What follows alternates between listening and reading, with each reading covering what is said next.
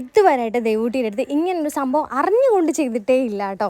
പക്ഷേ ഇന്ന് ആദ്യമായിട്ട് അറിഞ്ഞുകൊണ്ട് ചെയ്തിരിക്കുകയാണ്. വേറെ ഒന്നുമല്ല, ദേവൂട്ടിനെ എൻ്റെ വീട്ടിൽ നിർത്തിയിട്ട് ഞാനും വിഷ്ണുവിടെ ഈ ചെമ്പഴന്തിയിൽ വന്നു കേട്ടോ.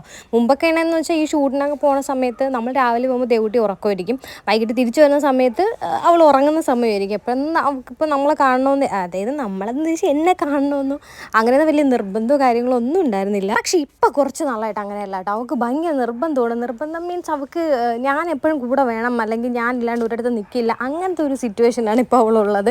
അപ്പോഴത്തേക്ക് എന്തായാലും ഇനിയിപ്പോൾ എപ്പോഴും നമുക്ക് കൂടെ നിർത്താൻ പറ്റില്ലല്ലോ, ഹോസ്പിറ്റൽ കേസ് കാര്യങ്ങളൊക്കെ വരുന്നതാണ്. അപ്പോഴത്തേക്ക് നമ്മൾ വിചാരിച്ചു എന്തായാലും അവളെ ഇവിടെ നിർത്തിയിട്ട് അങ്ങ് പോവാന്ന്.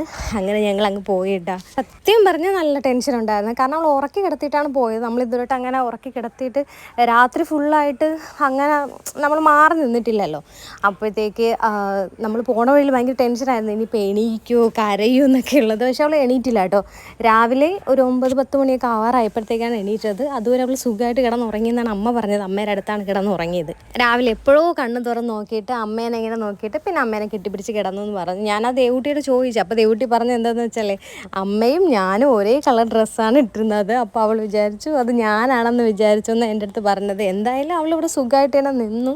അപ്പോൾ എന്തായാലും വേറെ കുഴപ്പങ്ങളും കാര്യങ്ങളൊന്നും ഇല്ലായിരുന്നു. നമ്മൾ ടെൻഷൻ അടിച്ച പോലെ ഒന്നും ഇല്ലായിരുന്നു കേട്ടോ, ഒരു പ്രശ്നമില്ലായിരുന്നു.